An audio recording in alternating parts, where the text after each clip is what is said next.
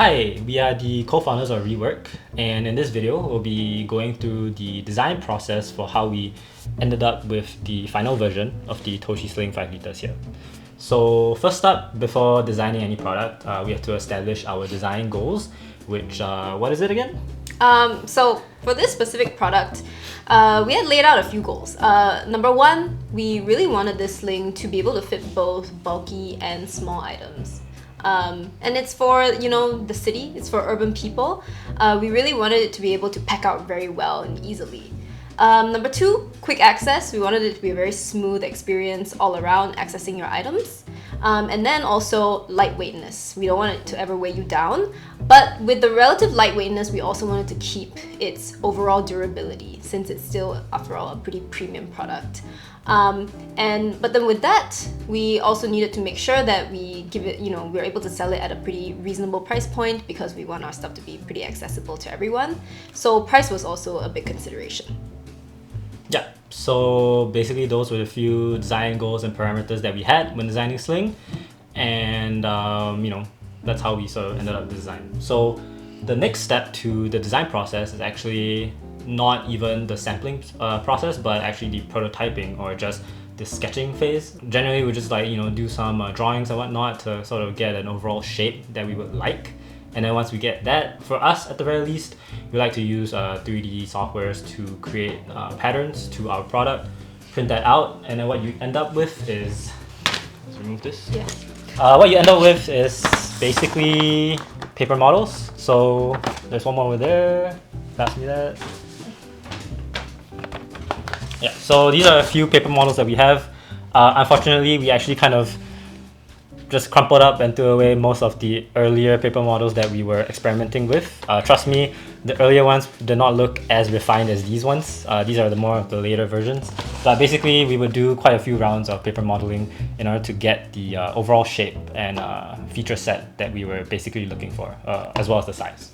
So this is a crucial step into the design process because it really helps us to nail down sort of the overall shape and like what we're actually looking for in the sling before we go into stitching and fabricating up the actual prototypes. So obviously, once we're done with this, the next step would be the sampling process. This is a step that we do with the manufacturers, so we don't really do it in-house because we don't really have the capability to do so right now. But our manufacturers do a pretty good job at it, so sort of go through some of the samples that we have made so far. We do blue ones. This is Alright, so basically these are all of the samples, more or less, that we did in order to get to the final version over here. So yeah, let's just start with the first one first. okay. So these are the two first samples that we actually have. The reason why we have two is because they're both from different factories, different manufacturers. At that point, what we were trying to do is we have been working with one manufacturer and we were seeking another one out because we weren't sure about quality. If you take a look at these two, this one is the one that we eventually rejected, and this one is the one where it's the current manufacturer that's making the final product. So some issues with this one is, or something to call out. First of all, this fabric is actually 500D Cordura. It's pretty popular fabric that people use, very, very abrasion resistant. So that's why, that's the thought process going into using that. But these are both what we consider proof of concept samples.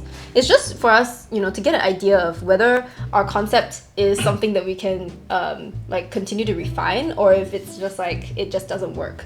But from looking at these two, we felt that it was pretty good because they both got the overall shape of what we wanted and what you saw in the paper models.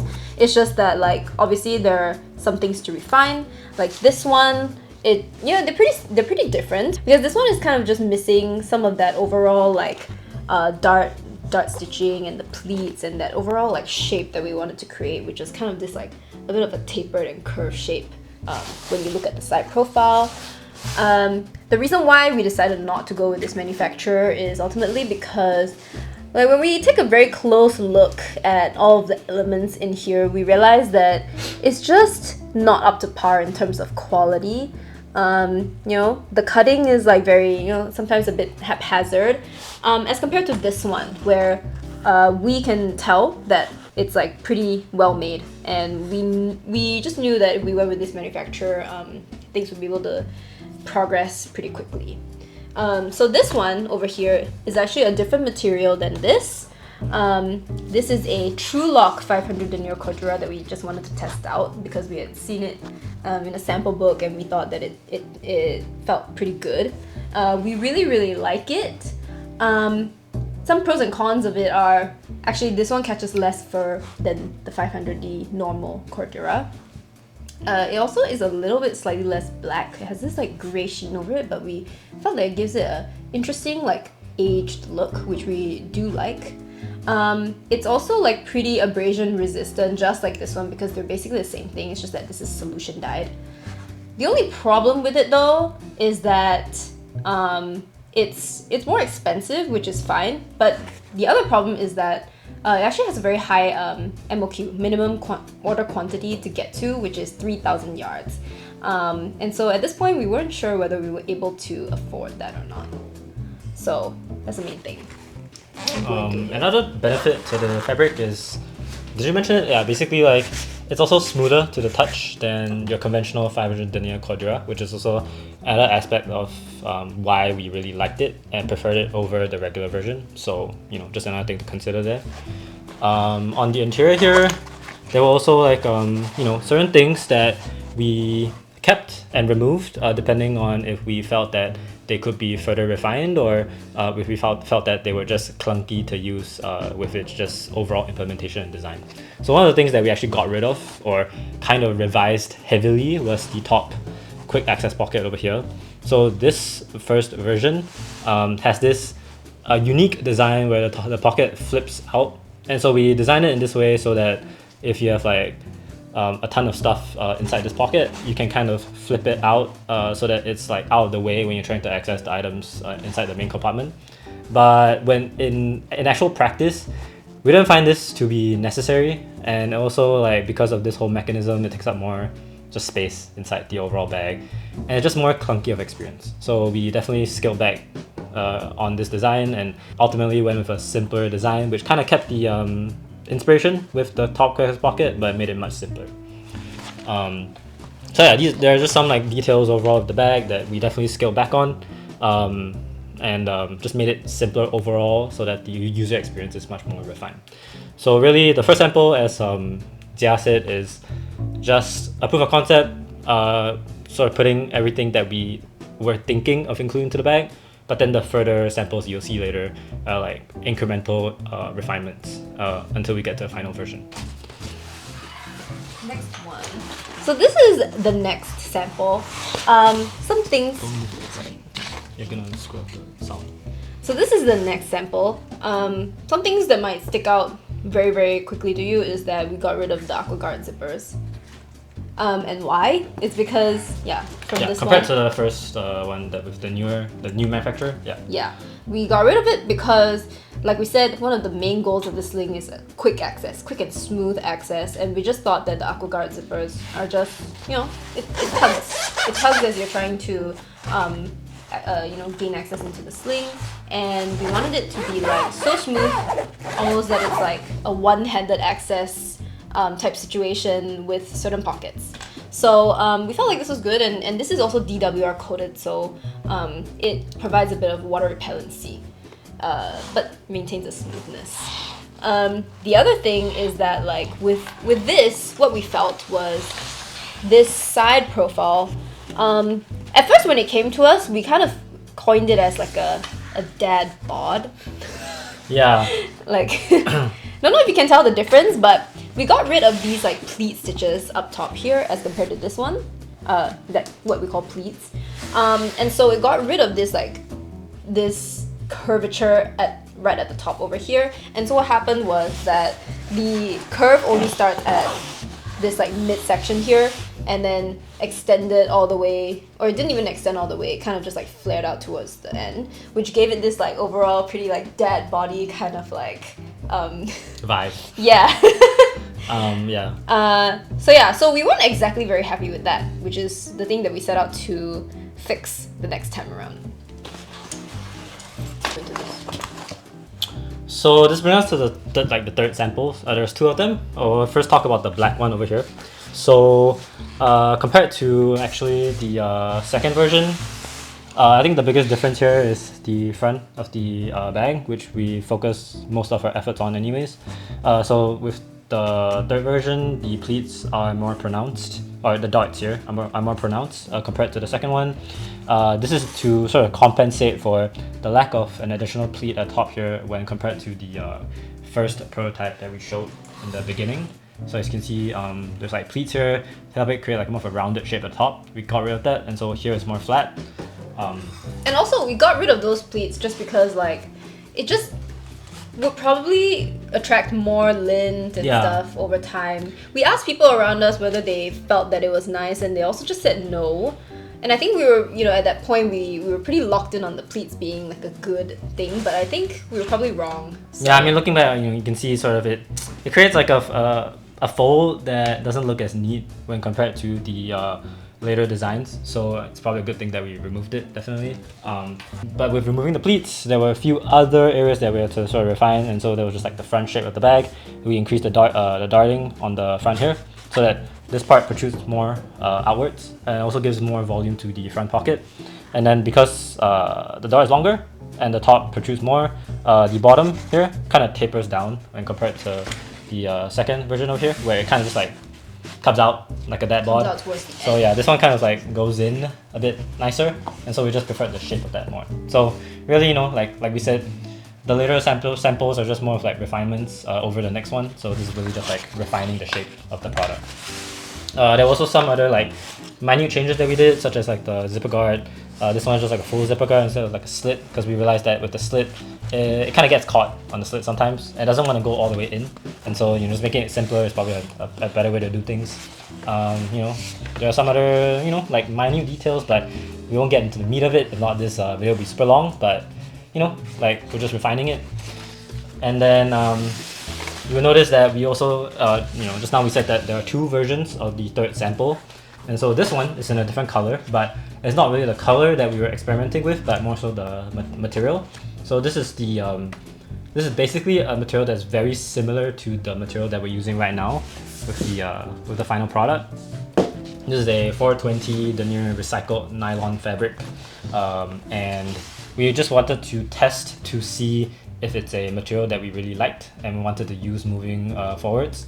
Just now we talked about some of the pros and cons of this 500 denier true lock fabric over here, and we talked about the high MOQ that this fabric had. It was basically 3,000 yards of MOQ for us to procure. If not, we couldn't, like we had to buy 3,000 yards of this fabric. And for this specific sling design, the amount of slings that we need to make in order to make up for that 3,000 yards of fabric would be just too much for us. Yeah, we're just too small to make the number of units necessary to hit those requirements. And so we had two options: one, either to find another fabric that had a lower MOQ amount, or to just take the risk and buy up the 3,000 yards of fabric of this true lock, which is really risky. And so we just chose the safer option by going with a different material, which we ultimately do quite like, because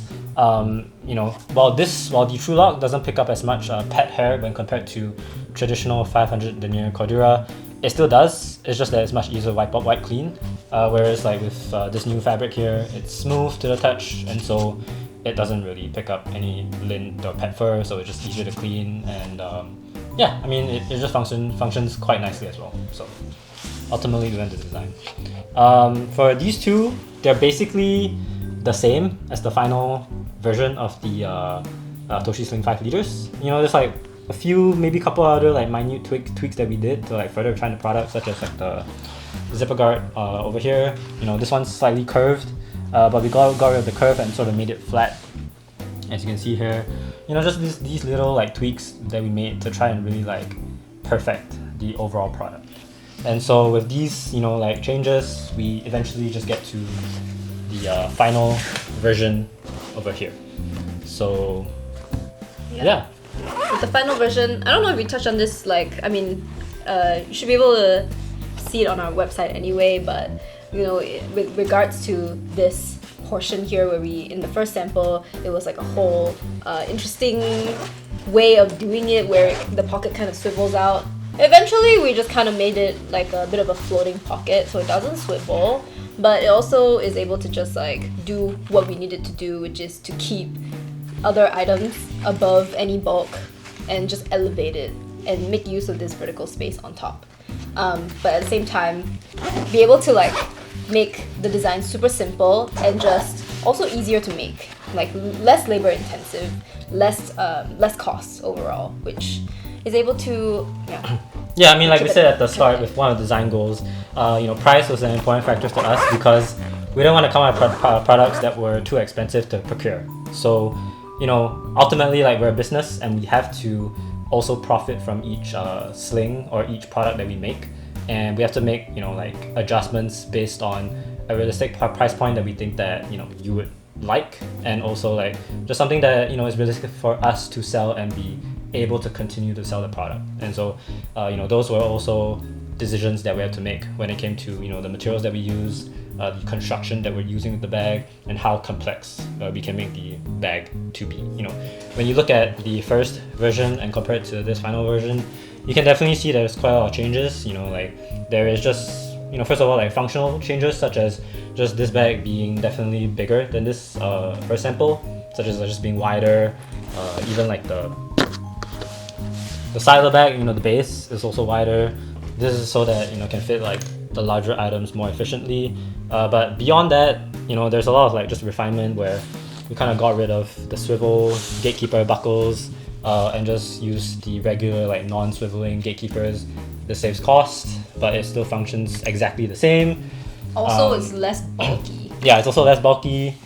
I mean, the inside of this, as we mentioned previously, you have the top pocket here, which is like kind of over-engineered, you would say, when compared to the current version, where it's just much simpler. You just have like the zip on the outside to access your stuff on the inside, and yeah, overall just a much more refined product. So you will have a better experience using it, and we'll have a much easier time making it, essentially.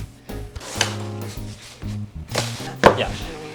So yeah, I mean that's basically it when it comes to the overall design process for this sling, and not just this sling, but just our overall design process for whatever products that we strive to create.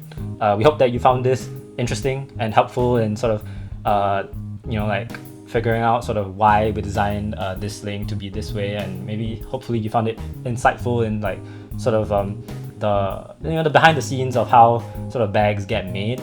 And I'm sure like other bag manufacturers sort of do things slightly differently in their own way, but I think the overall sort of like start to finish process is largely similar, where you start with just like a mock-up or a design, and then you sort of like further refine on it until you get to like a final product that you really like.